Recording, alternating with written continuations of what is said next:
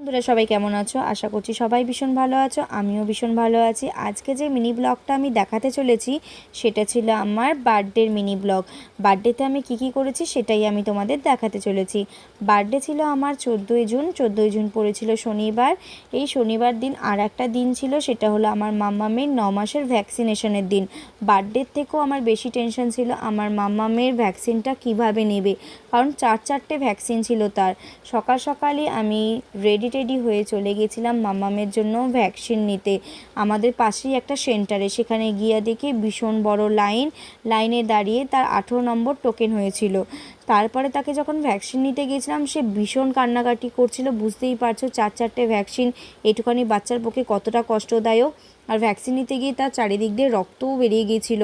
আমার তো ভীষণ কষ্ট হচ্ছিল তাকে দেখে। যাই হোক, শনিবারটা এইভাবেই কেটে গেছিলো, কারণ তার ভীষণ ব্যথা বেদনা করছিল, তাকে নিয়ে আমার কেটে গেছিলো সারা দিনটা। তারপরের দিন রবিবার হয়েছিল আমার বার্থডে সেলিব্রেট।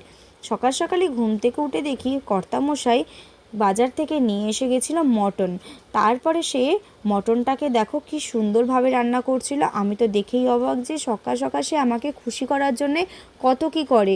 সে সকাল সকাল ভাতটা করে নিয়ে মাটনটা করে দিয়েছিল, কারণ সে আমাকে জন্মদিনের দিন কিছু রান্না করতে দিতে চায় না, সেই আমাকে খাওয়াতে চায়। শুধু একটাই রিকোয়েস্ট করেছিল যেন আমার বার্থডের দিনে আমি পায়েসটা করি, কারণ সে তো আর পায়েস করতে পারে না। ওই জন্য কিছু কিছু সময় নিজেকে খুশি রাখার জন্য অনেক কিছুই করতে হয়। আমার বর যেমন আমাকে খুশি রাখতে ভালোবাসে, আমিও তেমন আমার বরকে খুশি দেখতে ভীষণ ভালোবাসি। তার খুশির জন্য আমি সমস্ত কিছু করতে পারি। সকাল সকাল যখন ও আমার জন্য রান্না করছিল তখন আমার ভীষণ আনন্দ হচ্ছিল। শুধু মনে হচ্ছিল ভাগ্য করে আমি একটা আমার বর পেয়েছি, সে আমাকে খুশি রাখার জন্য কত কি নাই করে। আর আমাকে দেখো সবসময় হ্যাপিতেই রাখে সে। তারপরে সেই যখন রান্না করছিল আমি মাম্মামকে নিয়ে বিছানায় বসিয়ে কি সুন্দরভাবে ঘরটা গুছিয়ে নিয়েছিলাম। তারপরে সারা দিন এইভাবে রান্না করতে করতে কেটে গেল। তারপরে দুপুরবেলা সে আমার জন্য কত কি আয়োজন করেছে দেখে নাও। এত সুন্দরভাবে আমাকে খাবার জায়গাটা সাজিয়ে দিয়েছিল, আমি তো দেখে ভীষণ খুশি। আর খাবারগুলো না হেভি টেস্টি হয়েছিল, আর মাটনটা তো অসাধারণ হয়েছিল, খুবই সুন্দর, খুব সুন্দর।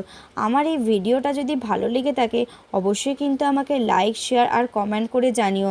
আর হ্যাঁ, একটা কথা বলি, কিছু কিছু সময় কিন্তু সবাই এইভাবেই হাসি খুশি, এক একটা স্পেশাল ডে আছে যে ডেগুলোতে সবসময় হ্যাপি থাকার জন্য অনেক কিছু লাইফে করতে হয়।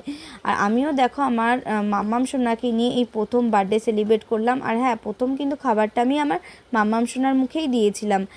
যাই হোক, আমার ভিডিওটা যদি ভালো লেগে থাকে অবশ্যই কিন্তু আমাকে একটা লাইক, শেয়ার আর কমেন্ট করে জানিও, আর সাবস্ক্রাইব করে দিও। আর প্রতিদিনের মতন আমার কিশমিশ সোনাকে অনেক অনেক ভালোবাসা দিও, আর তোমাদের আশীর্বাদে যেন আমি ভীষণ ভালো থাকি, আর আমাকে সবাই অনেক ভালোবাসা দেবে। আর আমি নেক্সট আবার ভিডিও নিয়ে এসে তোমাদের কাছে হাজির হব। টাটা বন্ধুরা, ভীষণ ভালো থেকো, বাই।